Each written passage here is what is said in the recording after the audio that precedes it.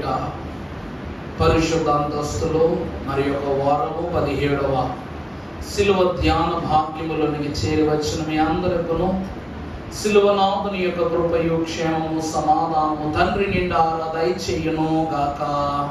ఆమేన్. దేవుని యందు ప్రియబిడ్డలారా, దొంగ యొక్క సులక్షణములను జ్ఞాపకం చేసుకుంటున్న మనములు 5 ప్రధానమైన లక్షణములలో 5వ లక్షణము యథార్థతను గురించి జ్ఞాపకం చేసుకున్నాం. ఈ దినమున మనకున్న సమయాన్ని బట్టి మరొక లక్షణము ప్రభువును గురించి స్థిరపరచుకున్నట. ఏమిటనగా పోలిక. ఏమిటండి? పోలిక. దేవుని యందు ప్రియబిడ్డలారా, యేసుక్రీస్తు ప్రభు వారి దగ్గర నుండి ఒక గొప్ప మాదిరిని విశ్వాసీ లోకములో నేర్చుకున్నాడు. అందుకే విశ్వాసులమైన మనకు శ్రమయందు ఎంత శోధన కలుగుతున్నా జయమే లభిస్తున్నది. కారణం ఏంటో తెలుసా? భక్తులైనటువంటి వారి కీర్తనలో రాస్తూ అన్నారు, ఎవడిని తిట్టినా ఓర్చుకో ఓర్చుకో, మేలు చేయో కీడుకో ఓర్చుకో. ఎవడిని తిట్టినా ఓర్చుకో ఓర్చుకో, మేలు చేయో కీడుకో ఓర్చుకో. లోకమందు సుఖము కొంతసేపు నుండును, కోపమేల చేతులు ఓర్చుకో. లోకమందు సుఖము కొంతసేపు నుండును, కోపమేల చేతులు ఓర్చుకో. వేగ పడబడకో ఓర్చుకో ఓర్చుకో, నీకు న్యాయమైనను ఓర్చుకో. వేగ పడబడకో ఓర్చుకో ఓర్చుకో, నీకు న్యాయమైనను ఓర్చుకో. ప్రభువు యొద్ద నుండి మనము నేర్చుకున్న గొప్ప లక్షణము, ప్రభువుకున్న గొప్ప లక్షణం ఏమిటనగా, ఎవరెన్ని తెచ్చినా ప్రభు చేసిన పని ఓర్చుకున్నటే. శ్రమల ప్రతి అనుభవములోనూ ఆయన ఓర్పును కనపరచడాన్ని బట్టి ఆయన మాదిరి విశ్వాసులకు ఈరోజు తెగ నచ్చుతుందట. అందుకే ఈ సిలువ శ్రమల దినాల్లో మన మీదకు భారం వచ్చినా, రోగం వచ్చినా, బలహీనత వచ్చినా, ఏమొచ్చినా మనం ఏమని మాట్లాడుకుంటాం తెలుసా? ప్రభువా, నీకు కూడా ఇలాంటి వ్యాధి కలిగినట్టు, నీకు కూడా ఇంతకు మించి బలహీనత తప్పకుండా కలిగి ఉంటుంది. ప్రభువా, నేనే ఈ చిన్ని బలహీనతకు తట్టుకోలేకపోతున్నాను, ఎలా భరించావు ప్రభువా అని ఏం చేస్తాం? నీకున్నంతవంటి ధైర్యము, నీకున్నటువంటి బలము, నీకున్నంతవంటి ఓర్పు మాకును ఈ సిలువ ధ్యానంలో దయచేయమని మనం ఏం చేసుకుంటామంట? సద్దుమను కూడా చేసుకుంటూ ఉంటాం. ఎందుకంటే ప్రియబిడ్డలారా, భక్తుడు ఏమంటున్నారు? లోకమందు సుఖము కొంతసేపే ఉండును, కోపమేల చేతువు ఓర్చుకో. ఈరోజు జబ్బు చేసింది కదా అని జబ్బు మీద కోపపడటం వల్ల ఏం ఉపయోగం ఉంది? మనస్సును స్థైర్యపరుచుకునటం ద్వారా రక్షణ. దాని నిమిత్తము ప్రభువే నాకు సహాయకుడై ఔషధమైనను రక్షించునని నమ్మకము ద్వారానే ఏమై ఉన్నది? స్వస్థత. ఇలాగునే విశ్వాసం ఉన్నట్లయితే ప్రభు యొక్కని మనం సంపాదించుకునే తర్వాతి లక్షణము, నీవు కీడు నందగా ఓర్చుకో ఓర్చుకో, ప్రతి కీడు చేయకో ఓర్చుకో. నీవు కీడు నందగా ఓర్చుకో ఓర్చుకో, ప్రతి కీడు చేయకో ఓర్చుకో. ఓర్చుకొని ఉండుము అంత సరియగును, నీకు జయముండును ఓర్చుకో. అందరూ ఓర్చుకొని ఉండుము అంత సరియగును, నీకు జయముండును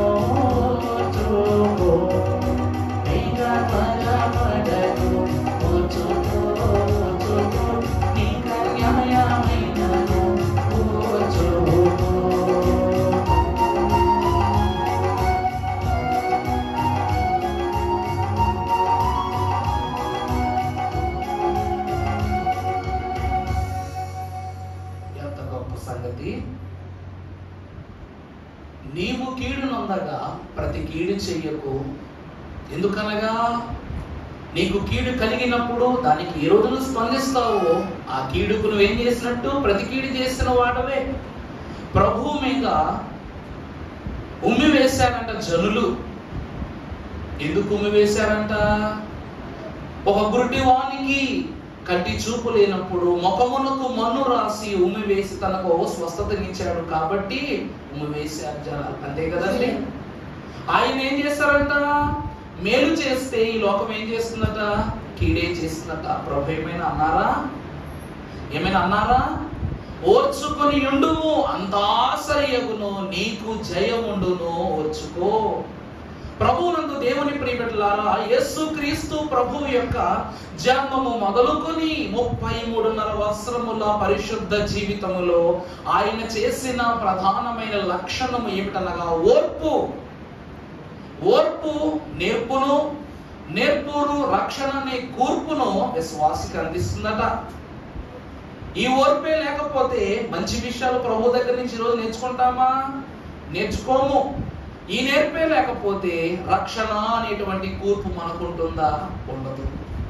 ప్రభునందు పరిశుద్ధులైన వారులారా, సమకాలికులారా, సమమైన దీవిలో నిలబడుచున్న వారులారా, పరిశుద్ధ వాక్యము ఈ దినమున మనకు సెలవిస్తున్న మాట, 6వ ప్రధానమైన లక్షణము దొంగ ప్రభు దగ్గర నేర్చుకున్నది ప్రభు యొక్క పోలికగా జీవించుట. అపోస్తుడైన పౌలు భక్తుడు, నేను ప్రభువును పోలి జీవిస్తున్నా అంటే నేను క్రీస్తుతో కూడా సిలువ వేయబడ్డాను. దేవుని యందు ప్రియబిడ్డలారా, క్రీస్తుతో నిజముగా పౌలు మహాభక్తుడు సిలువ వేయబడ్డాడా? ప్రభువుదు బహిరంగ సిలువ. అపోస్తుడైన పౌలు భక్తుడు శ్రమానుభవమును తనలో ఇముడ్చుకుని, ఓ సౌలా సౌలా, నువ్వు నన్ను ఎలా హింసించున్నావు? ఆ రోమీయులైనటువంటి వారు, శాస్త్రులు, పరిసయ్యులు, నా పురజనులైనటువంటి వారు వెయ్యనటువంటి ఘోరమైన సిలువ ఎవరు వేశారు? నాకు నువ్వు వేశావు. అప్పుడు కలగలా నాకు బాధ. ఎప్పుడు కలుగుతుందట? ఇప్పుడు కలుగుతుంది. సౌలా, నువ్వు నన్ను ఎలా హింసించుచున్నావు?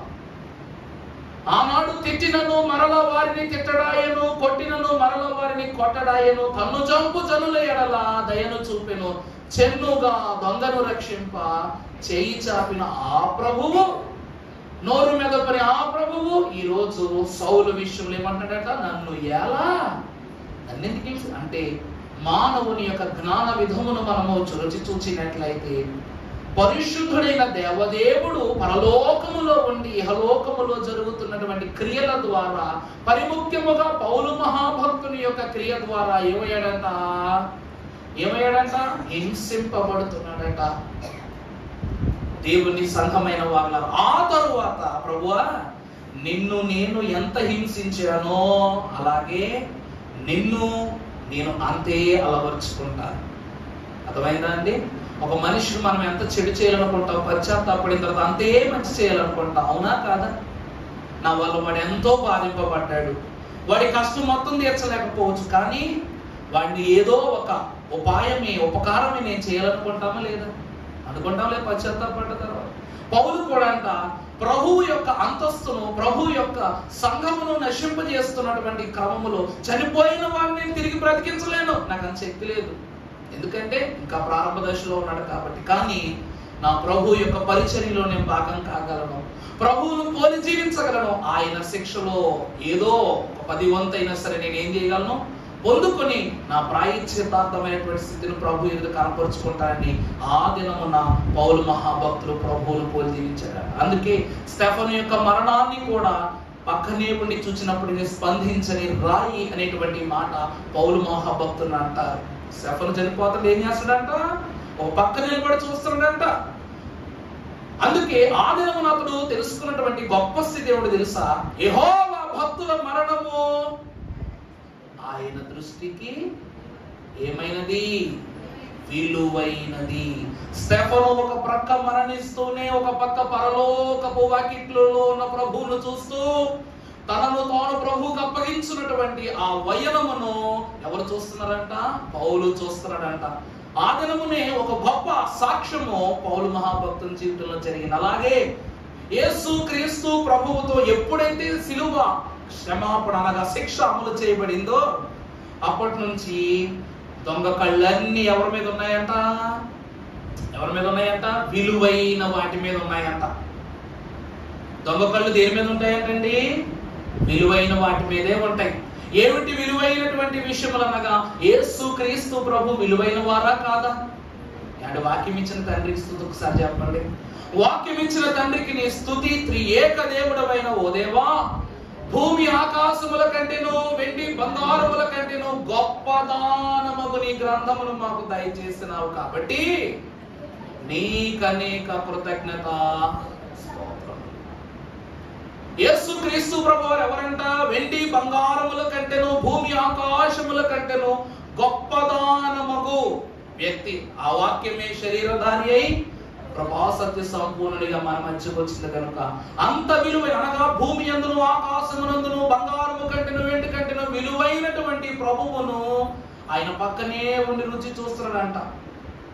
యెహోవా ఉత్తముడని రుచి చూసి తెలుసుకోవాలి. ఈ దొంగ కూడా విలువైనటువంటి ప్రభువును పక్కనే ఉండి రుచి చూస్తూ, ప్రభు ఒక్కరే మోసుకుంటూ వెళ్ళారేంటంటే సిలువని అంత దూరం. ఈ దొంగలైనటువంటి వారిని కూడా మోయించారు. కానీ ప్రభు యొక్క కాడి కేవలము మోయించున్న ఆ మ్రాను మాత్రమే కాదు, సర్వలోక పాప భారము. అందుకే ఆయన సుడివడి నడుస్తూ పడిపోతూ ఉన్నారు. ఈ దొంగట ఆయన పడుచున్న వేదనను, ఆయన కలిగినటువంటి శోధనను పక్కనే ఉండి చూస్తూ, ఆయన అంతటి వేదనలో కూడా సత్ప్రవర్తన పరుడై వినయ మనస్కుడై జనుల ఎదురు తన రక్షణను కనపరుస్తున్న పోలికను అతడు చూస్తూ ఆశ్చర్యపోయాడట. ఏమైపోయాడండి? ఆశ్చర్యపోయాడు. ఎందుకంటే ప్రియులారా, మరణాన్ని గెలవగలిగేటువంటి శక్తి మనిషికి లేదు, కానీ మరణాన్ని కూడా గద్దించగలిగే బలమైన జీవము ప్రభువు. నిజమా కాదండి? మరణము కూడా ప్రభువును చూసి ఏమైపోయిందంట? వెనకకు పారిపోయిందంట. బలహీనతలు కూడా ప్రభువును చూసి పారిపోయినట. దయ్యములు ప్రభువును చూసి పారిపోయినట. ఎన్ని అద్భుత కార్యములు చేసిన యేసుక్రీస్తు ప్రభు ఒక మొద్దుబారిన ప్రాణం వేయటానికి ఎందుకు ఇంత ఇబ్బంది పడుతున్నాడు అని ఏం చేస్తున్నాడంట? ఈ దొంగ ఆశ్చర్యపోతాడంట. నువ్వు మాత్రం సిలువ, మేము మాత్రం, మేము మోస్తున్నాము, వేయలేకపోతున్నాం. ఇది ఎక్కడ ఆశ్చర్యం? ఏమన్నా నాకు అర్థమవుతుందా? ఇప్పుడు ఎదురుగా నా తోటి వాడు ఉన్నాడు, ఒకడు యవనస్తుడు. వాళ్ళకి నాన్న ఓ 5 కేజీలు టిన్ను పట్టురా బాబు వాటర్. ఈ టిన్ను నేను పట్టుకొస్తాను నాన్న, ఆ టిన్ను నువ్వు పట్టురా నాన్న. ముగ్గురు వాటర్ టిన్నులు తెచ్చుకుంటున్నాం. వాళ్ళందరికంటే నేను పెద్దవాడను, బలవంతుడను, పుష్టివర్ధనాన్ని. వాళ్ళు మోస్తున్నారు, నేను మొయ్యలేకపోతున్నాను. వాళ్ళు ఏమనుకుంటారు? అదేంటది, ఈ మాత్రం టిన్నును మనం మోసేస్తున్నాం, అన్నయ్య మొయ్యలేకపోతున్నాడు ఏంటి అని పిల్లలు అనుకోరా? అర్థమైందండి? ఒక చేతితో తీసుకువెళ్ళిపోతుంటే పిల్లల్ని 2 చేతులతో కూడా మొయ్యలేక భుజం మీద పెట్టుకోను, చేత్తో పట్టుకోను, ఈడ్చుకున్నాడు, ఎన్నో తిప్పలు పడతా ఉంటే పిల్లలు ఏమనుకుంటారు? ఇదేంటిది, అన్నయ్య ఎంత అవసరాలు పడిపోతున్నాడు ఏంటి అని పిల్లలు అనుకోరా? నిజం చెప్పండి అమ్మా, అనుకుంటారు అనుకోరా? లోక పాప భారాన్ని మోయగలిగే ప్రభువులకు ఈ మ్రానొక లెక్క. నీ దొంగ ఏం చేస్తాడంట? ఈ సమయమున ప్రభు ఎంత గొప్ప లక్షణాన్ని కనపరుస్తారో అని ఏం చేస్తాడంట? ప్రభు వైపు ఆశగా చూస్తున్నాడంట. ఇప్పుడేం అద్భుతం, ఏ క్రియ జరగబోతుందని. పరిశుద్ధ వాక్యములో మనము చూసినట్లయితే దేవుని యొక్క ఘనమైన నామమును కనపరుస్తూ యోబు గ్రంథము 12వ అధ్యాయము 16వ వచనమును మనం ఒకసారి జ్ఞాపకం చేసుకున్నట్లయితే, యోబు గ్రంథం 12వ అధ్యాయం 16వ వచనము. అమ్మా, బలమును జ్ఞానమును ఆయనకు స్వభావ లక్షణములు, మోసపడువారును మోసపుచ్చువారును. ప్రభువునందు ప్రియులారా, యోబు ఏమంటున్నాడు అయ్యా అంటే, బలమును జ్ఞానమును ఆయన ప్రభు దగ్గర ఏముంది? ఏముంది? ఎందుకంటే మళ్ళా చూస్తారు, యెషయా గ్రంథంలో ప్రవచనం ఏమంటది? ఆయన ఎవరు? బలవంతుడైన దేవుడు, నిత్యుడగు తండ్రి, సమాధానకర్తయగు అధిపతి. ఆయన జన్మతహాగా ఆయన ఏమై ఉన్నాడు? బలాఢ్యుడైన బలమైన దేవుడై ఉంటూ ఉన్నారు. యోబదే అంటున్నాడు, బలమును జ్ఞానమును ఆయనకు స్వభావ లక్షణములు. ఆ బలమే ప్రభువుకి లేకపోతే సాతానుని ఎదిరించగలరా? మరణమును గద్దించగలరా? తుఫానును గద్దించగలరా? లోకములో ఉన్న ప్రతి జబ్బును, లోకపు రొస్టును తొలగించి వేయగలరా? ఎంత బలవంతుడైన వాడైనా. అలాంటి ప్రభువు ఒక మ్రాను దగ్గర ఎన్నో వేదనలు పడుతూ ఉంటే ఆశ్చర్యపోతున్నాడు దొంగ.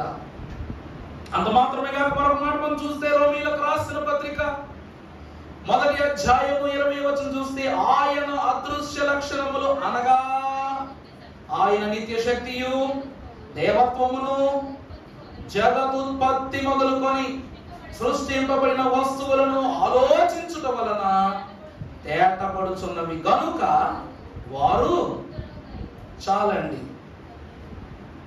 చాలు. ప్రభునందు ప్రియబిడ్డలారా, వాక్యం ఏమి సెలవిస్తుందానికి? ప్రభువుకి ఇవన్నీ ఏ లక్షణములు? అదృశ్య లక్షణములు. ఏమిటి అవి అంటే నిత్య శక్తియు దేవత్వము. శక్తి అంటే బలమా కాదా? శక్తి అంటే ఏంటండి? Boost is the secret of ever energy. Boost is the secret of. ఇక్కడ ఎవరు బూస్ట్ తాగేమో, పిల్లలు బూస్ట్ ఇవ్వరా? అందుకే త్యాగల్లో ఉన్నారు పిల్లలు కూడా. చాలా సంతోషం. మా అమ్మ బూస్ట్ ఇచ్చే పెంచింది కదా, చాలా సంతోషం. ప్రభునందు ప్రియబిడ్డలారా, ఆయన జన్మతః పరిశుద్ధాత్మ బలమును, పరిశుద్ధాత్మ ఆశీర్వాదమును, తండ్రి యొక్క తలాంతులను కలిగి ఎలా జీవిస్తున్నారట? బలవంతుడైన దేవుడిగా జీవిస్తున్నారట. ఇప్పుడు ఇక్కడ మనకు అర్థం కావలసిన విషయం ఏమిటంటే, ప్రభువు యొద్ద నుండి ఇంత బలవంతుడైన ప్రభువు ఇన్ని నిందలు పడుతూ, ఇన్ని వేదనలు పడుతున్న ప్రభువు ఎందుకబ్బా మాట్లాడట్లేదు? ఎందుకబ్బా తిరగబడటం లేదు? ఎందుకబ్బా కోపగించుకోవటం లేదని ప్రభువులు తనను ఒక గొప్ప లక్షణాన్ని కనుపరుచుకున్నాడు. ఏమిటనగా ఓర్పు. ఏంటంటండి? ఓర్పు. ఓర్పు అనేటువంటి గొప్ప లక్షణాన్ని నేర్చుకున్నాడు. కాబట్టి రక్షణ అంతా మొట్టమొదట ఎవరికి చేర్చబడింది? దొంగకే ఇవ్వబడింది. ఏమన్నాను ఇందాక? ఎవరిని అన్నానో వచ్చుకో వచ్చుకో. చూసారా? ఎవరేమి అన్నాను ఏం చేయాలి? రే నువ్వు దొంగవరా, నువ్వు దోపిడీదారుడురా, నువ్వు దుష్టుడురా, పాపివిరా అన్నాడు. వినపడుతున్నాయి మాటలేవి? వినపట్ల. ఎందుకంటే ప్రభు దగ్గర ఒక లక్షణం నేర్చుకున్నాడు, ఓర్చుకోవటం. ఓర్చుకోవటం. ఈ ఓర్చుకున్నవాడు సామర్థ్యము కలిగినటువంటి వాణిగా ఉండి సైలెంట్ గా ఉంటాడంటే, దొంగ తన తోటి దొంగను కూడా ఏం చేస్తాడు? గద్దిస్తున్నాడు. రే నోట మాట్లాడుకో, నీ యొక్క ఆలోచనలు చెడు అయిపోయి, పాపం అయిపోయి, మార్చుకో మార్చుకో మార్చుకో. ఆయన ఎదుట మాట్లాడగలిగే అర్హత ఏ మాత్రము లేనటువంటి వారు మనం. ఒక వాక్యాన్ని చూసినట్లయితే పరిశుద్ధ గ్రంథముల నుండి అపోస్తలుల కార్యముల గ్రంథము 16వ అధ్యాయం 31వ వచనములో, పౌలు శీలైనటువంటి వారు చెరసాలలో పట్టబడినప్పుడు చేసినటువంటి పని. అందుకు వారు ప్రభువైన యేసునందు విశ్వాసముంచు నేటి వారును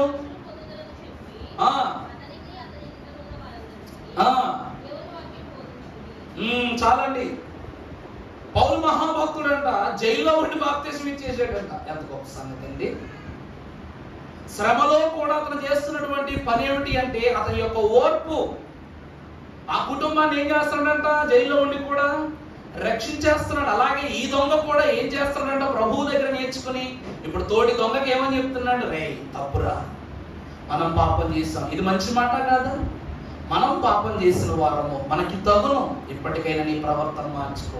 ఆయన దూషించడానికి కాదు, ఆయనతో మాట్లాడటానికి కూడా తెగించుటకు శక్తి లేని బలహీనులు మనం అని ఆ దొంగను కూడా తన మార్పును పంచి పెడుతున్నాడు. ఈ దొంగ అంటే ప్రభు యొక్క మంచి పోలిక ఏంటండి? మనుష్య కుమారుడు పరిచర్య చేయించుకొనుటకు రాలేదు గాని దేనికి వచ్చారంట? పరిచారము. ఆయన పరిచారము చేయించుకున్నట్టు కాదు కదా, దేనికి వచ్చారంట? చేయడానికి వచ్చారంట. ఆయన ఈ లోకమునకు వచ్చి మంచి బోధ చేశారు. ప్రభు యొక్క మంచి బోధ ఈ దొంగకు అబ్బటాన్ని బట్టి ఇతను కూడా ఏం చేస్తున్నాడంట? తోటి దొంగకు బోధే చేస్తున్నాడంట. దేవుడు అంటే ఏంటో తెలియజేస్తున్నాడు. దైవ భయం అంటే ఏమిటో తెలియజేస్తున్నాడు. కొంచెం ఆలస్యం అవుతేమో గాని ఎడమ వైపున దొంగ కూడా తప్పక రక్షింపబడే దినాలు రాబోతున్నవి. ప్రభువునందు దేవుని ప్రియబిడ్డలారా, పెళ్లి కూతురుని ఎప్పుడు ఏ పక్క కూర్చోబెడతారు? ఎడమ పక్క కూర్చోబెడతారు. మరి ఎడమ పక్కన ప్రభువు యొక్క కుడి పార్శ్వమున కూర్చుండబో సంఘం అనగా ఆదాము కాలములో ఎడపటి ఎముక నుండి తీయబడినటువంటి అవ్వమ్మ యొక్క అంతస్తులో ఉన్న మనము, ఎడమ వైపు దొంగవలి ఇంకా నిరీక్షిస్తున్న మనము ఏదో ఒక దినమున ఏం చేస్తామంట? ఆయన రాజ్యములోనికి ప్రవేశిస్తాం. ఎలాగైతే క్షణకాలములో కుడివైపున్న దొంగ సిద్ధపడుతున్నాడో, మనము కూడా క్షణమాత్రములో జరగబోవు రెప్పపాటు రాకడలో కూడా ఏమైపోతామంట?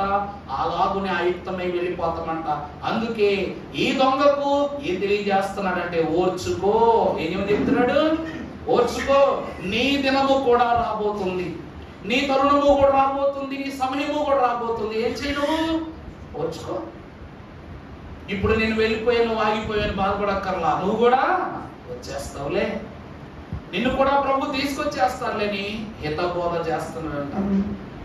పౌలు మహాభక్తుడు, సెల్లైనటువంటి వారు బాధలు పడుతున్న కొద్దీ వాళ్ళు ఏం చేస్తున్నారంట? జైల్లో ఉండి కొత్త కీర్తనలు పాడుకుంటూ ఆనందభరితులైపోయి ప్రభు నామాన్ని కనపరుస్తూ జైలు మొత్తాన్ని ఎలా మార్చేశారంట? దేవుని యొక్క సన్నిధిగా మార్చేశారంట. అక్కడికక్కడే ఆ జైలర్ ఏమైపోయాడంట? తన కుటుంబంతో పాటు రక్షణలోనికి వచ్చేసాడు. ఎంత అద్భుతమో చూసారా? శ్రమలో ఉన్నప్పుడు పౌలు ఎలాగ అతను రక్షించాలనుకున్నాడు, రక్షించాడు. అలాగే ఈ దొంగ కూడా ఏం చేస్తున్నాడంట? తోటి దొంగను రక్షించడానికి ప్రయత్నం చేస్తున్న ప్రభు పోలిక, తాను నశించిన తోటి వారిని రక్షించుటయే ప్రభు యొక్క ప్రధాన లక్షణం. ఒక వాక్యం మనం చూసినట్లయితే కీర్తన గ్రంథము 96వ అధ్యాయము 2వ వచనము మనం ఒకసారి చదువుకున్నట్లయితే, కీర్తన గ్రంథము 96, అమ్మా యెహోవా మీద పాడుడి, ఆయన నామమును స్తుతించుడి, అనుదినము ఆయన రక్షణ సువార్తను ప్రకటించుడి, అన్యజనులలో ఆయన మహిమను ప్రచురించుడి, సమస్త జనములలో ఆయన ఆశ్చర్య కార్యములను. ఇప్పుడు దొంగ ఏం చేస్తున్నాడంట? అక్కడ ఉండి ఏం చేస్తున్నాడంట? పక్కనున్న దొంగ అన్యుడిగా ప్రవర్తిస్తున్నాడు కాబట్టే కదా ఏం చేస్తున్నాడంట? ఆయన ఆశ్చర్య క్రియలను. వాళ్ళకి తెలియదండి, ఒకరిని బ్రతికించాడు, ఒకరికి ఆదరణ ఇచ్చాడు, ఒకరికి ఆరోగ్యం ఇచ్చాడు. వ్యభిచరించిన వారు, దయ్యాలు పట్టిన వారు, పాపాలు చేసిన వారిని, నరహంతకులను కూడా దగ్గర తీసుకుని ఆయన క్రియలు చాలా గొప్పవి. అందుకే మహాభక్తుడు ఏమని రాశాడు? మా తలంపుల వంటివి కాదు నీ తలంపులు. అర్థం చేసుకోవాలంటే మా క్రియల వంటివి కాదు నీ క్రియలు. ఇప్పటికైనా మార్పు పొందు. నీ ఆలోచనతో ప్రభువుని చూడొద్దు, ఆయన వల్ల మారి చూడని. ప్రభువుని చూడాలంటే ప్రభువులోకి మనం మారిపోవాలి. మారిపోదామా? మారిపోదామా వద్దా? ఇది అంత ఆలోచిస్తున్నారేంటి? ఎక్కువసేపు ఆలోచించారనుకోండి, అని రాకడో రాగానే ఎత్తబడి వాళ్ళు ఎత్తబడిపోతారు. మిగిలిన వాళ్ళు ఏం చేస్తారు? అప్పుడు ఏం చేస్తారు? రేగా ద్వారా పాడుకుంటారు పాట. మళ్ళా ఇంకో రాకడ వస్తుంది, పాడతారా ఏంటి? క్షణకాలములో ఆశీర్వాదం కావాలంటే క్షణకాలంలో నిర్ణయం తీసుకోవాలి. చూచి విశ్వసించువాడి కన్నా చూడక విశ్వసించువాడే ధన్యుడు. ప్రభు రేపు పరలోకం వెళ్తారో లేకపోతే పరదేశికి వెళ్తారో దొంగకు తెలియదు. కానీ మహాభక్తులు సాధు సుందర్ సింగ్ గారు ప్రార్థన చేసుకునేవారంట, ఓ ప్రభువా, నేను పాపినై నీకు కనపరచబడినట్లయితే, గోచరింపబడినట్లయితే నన్ను నరకములో పడవేసి, లేక నీ దృష్టికి నేను అనుకూలమైన వాడినిగా పరిశుద్ధిగా కనబడితే నన్ను నీతో తీసుకుని వెళ్ళిపో. కానీ నేను నరకములో ఉన్నను నాతోనే ఉండు, పరలోకములో ఉన్న నువ్వు నాతోనే ఉండు. ఎందుకనగా ఎవరు పోయినా ఏమి పోయినా యేసునకు యేసే ఉండు, ఏమి కావాలి. కారణం ఏమిటంటే ప్రభు మనతో ఉంటే నిత్యాగ్నిగుండమైనను రక్షణ వలయమే. ప్రభు మనతో లేని పరలోకమైన వెలుగైనా సరే ఏమై ఉన్నదంట? కటిక చీకటే. యేసు ప్రభు వారు 33.5 సంవత్సరాలు ఈ లోకములు ఉన్నారు కాబట్టి ఎంత దీవెన. ఆయన ఉన్నది కొద్ది కాలమే గాని సమృద్ధి కలిగిన ఆశీర్వాదాన్ని శిష్య బృందమునకు అనుగ్రహించారు ప్రభు. చేపలు పట్టుట తప్ప పాపులను పట్టుకునుట సైతము ఏ జ్ఞానము లేనటువంటి శిష్యులు బోధకులయ్యారు, సాధకులయ్యారు, సాత్వికులయ్యారు, దీన మనస్కులయ్యారు. ఇవన్నీ ఎలా వచ్చినాయి అంట? ప్రభువును పోలించడం బట్టే, పోలి జీవించడం బట్టే కనుక దొంగ ఒక మంచి పోలిక ప్రభు యొద్దను చూపిస్తున్నాడు. బోధకుడై ప్రభు ఆశ్చర్య క్రియలను సిలువ సమయములో తోటి దొంగకు వెలువడి చేస్తూ, నువ్వు పలానా వాళ్ళని బ్రతికించావంట కదా దొంగ అంటే, అవును బ్రతికించాడు, నిన్ను కూడా బ్రతికిస్తాడు రా, తప్పు మార్గంలో మాత్రం ఉండబాకు, మార్పు చెందు అని బోధ చేస్తున్నాడు. మరొక మాట మనము చూద్దాం. పరిశుద్ధ గ్రంథములో మనము గనులకు ప్రభువును తలంచుకొని మనం చూసినట్లయితే, అమ్మా అదే వచనం కంటిన్యూ చేయమ్మా.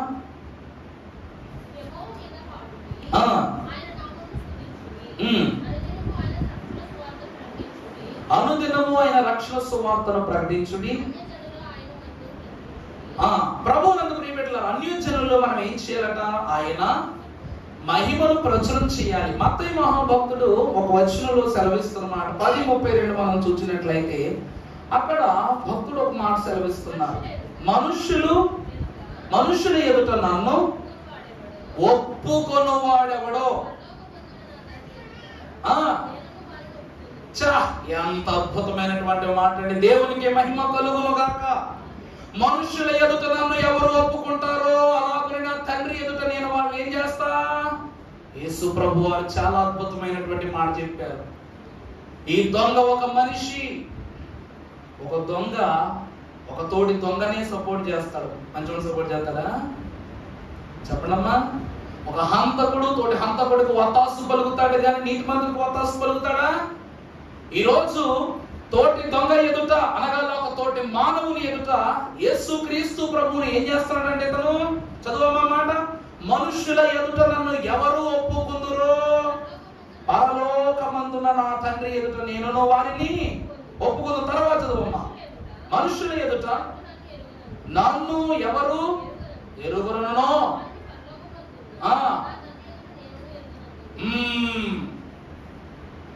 ఈరోజు గొప్ప గొప్ప వీడియో కాన్ఫరెన్స్ జరుగుతూ ఉంటాయి.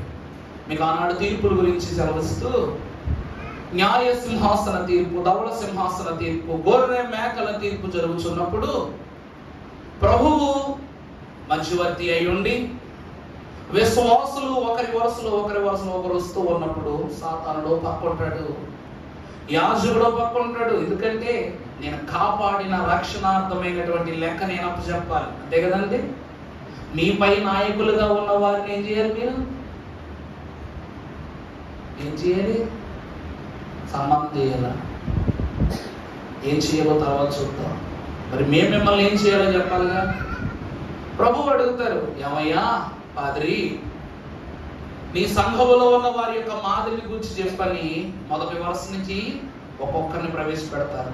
సాతానుడు నీకున్నటువంటి ప్రతి చెడు స్థితిని వాడు లెక్క రాస్తాడు.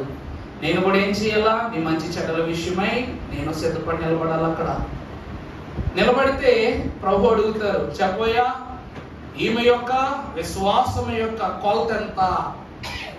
నా రాజ్యమునకు స్థిరపడుటలో ఈమెకున్నటువంటి పట్టుదల ఎంత?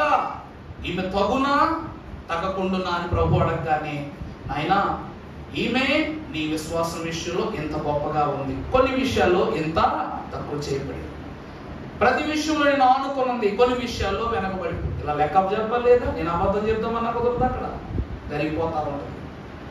ఈ వీడియో కాన్ఫరెన్స్ పరిస్థితులను బట్టి ఏమైపోయిందంట, ఎక్కడో హైదరాబాద్ లో చెప్తుంటే చంచలగూడలో ఎడతారు, టీవీలో చూస్తా ఉంటాం. ఆయనే మా అయ్యగారు అంటారు. ఆ అయ్యగారికి నువ్వు టీవీలో కనబడతావా? కానీ ఆయన టీవీలో కనబడతాడు. ఆయన వస్తాడు, నిలబడతాడు. అప్పుడు అమ్మా ఎవరైనంటే మా అయ్యగారేనండి అంటాం. అవునా బాబు ఏమంటే నేను ఎప్పుడు చూడలేదమ్మా నిన్ను అంటాడు. టీవీలో కూడా చూడలేదు కదా, నేరుగా ఏమంటాడు? చూడలేదు అంటాడు. సాక్ష్యం మాట దేవుడు ఎరుగు. అసలు నిన్ను కనీసము నువ్వు నా సంఘ విశ్వాసాన్ని కనిపెట్టలేనప్పుడు ఎందుకు? ఈ నెల నీ విశ్వాసము, ఈ నెల నీ సమర్పణ, ఈ నెల నీ ఔదార్యము, దేవునిలో సాగిన నడిపింపు ఏది? అప్పుడు సాతాను యొక్క చిట్టా అంతా నీ విషయంలో ఏమైపోద్ది? నిజమైపోద్ది. ప్రభు ఏమంటున్నారు ఒకసారి చూడండి. ఇక్కడ యేసు క్రీస్తు ప్రభువుని ఎవరు ఎరుగనంటారో, తండ్రి కూడా తండ్రి ఎదురు కూడా ప్రభు ఏమంటారంట, వీళ్ళెవరో నాకు తెలియదు. ప్రభువు కూడా ముక్కుసూటిగా మాట్లాడుతున్నారు ఈ వాక్యంలో. కుడివైపు ఉన్నటువంటి దొంగ, ఈయన దేవుడు, దేవుని కుమారుడు, రక్షకుడు, మా యొక్క ప్రాణప్రియుడు, ఈయనే సర్వ జగద్రక్షకుడు అని తోటి దొంగతో వాదం పెట్టుకున్నాడు కాబట్టి, తోటి దొంగ ఎదుట ఒప్పుకోలు కలిగి ఉన్నాడు కాబట్టి ఏమన్నారట? నేడు నీవు నాతో పరదేశు. తండ్రి ఒప్పుకుంటారా ఒప్పుకోరా? తండ్రి ఒప్పుకుంటారా ఒప్పుకోరా? నా నామమున నా తండ్రిని ఏది అడిగినా ఇస్తారు. కుమారుని పేరిట పరదేశంలో ఉండటానికి ఇష్టపడ్డాడు, ఆయన రాజ్యంలో ఉండటానికి ఇష్టపడ్డాడు కాబట్టి తీసుకుని వెళ్ళిపోయారు. ప్రభు పోలిక అనగా ప్రభువును ఎరిగి ఉండటయే. ఈరోజు కొంతమంది మహానుభావులు ఇన్స్పిరేషన్ కింద తీసుకుంటాం.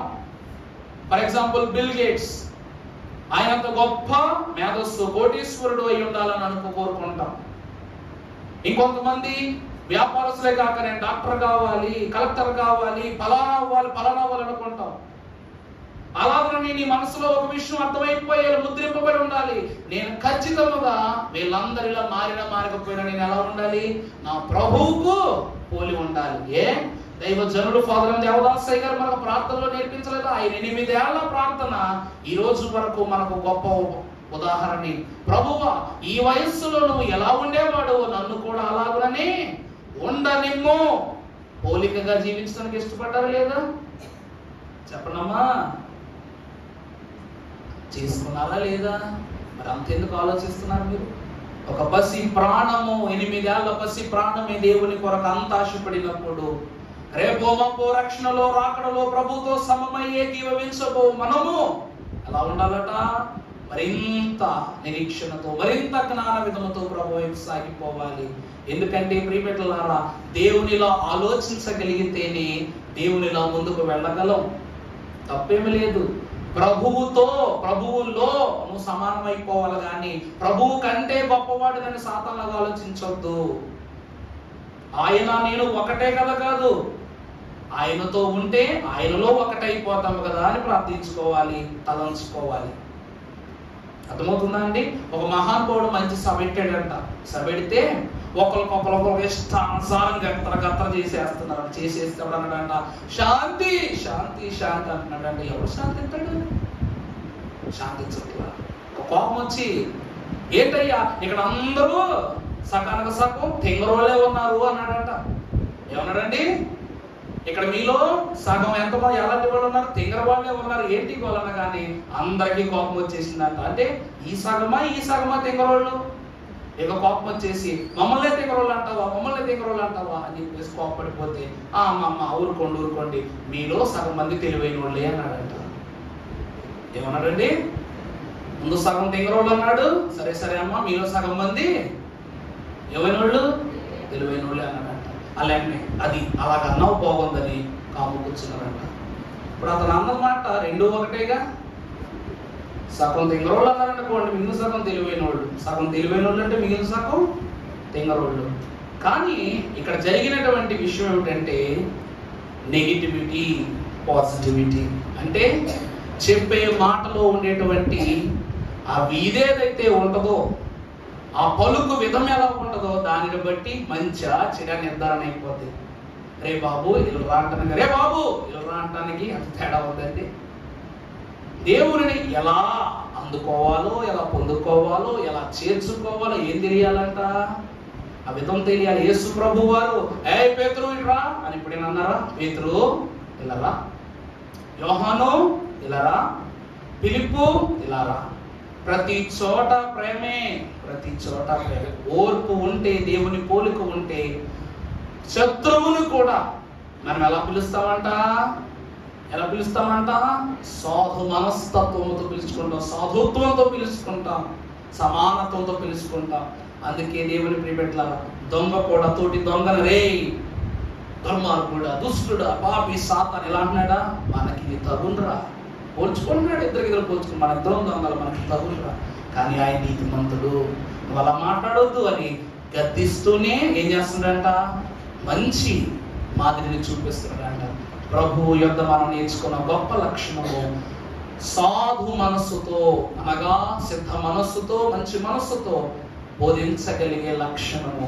అందుకే ప్రియబిడ్డలారా, ప్రభు పోలిక మనకి ఎంతో అవసరం. అందుకే దైవజనుడు దేవదాసయ్య గారు మనకు నేర్పించినటువంటి ఒకే ఒక గొప్ప మాట, ఏ మనిషిని ఏ మతమును ద్వేషింపరాదు.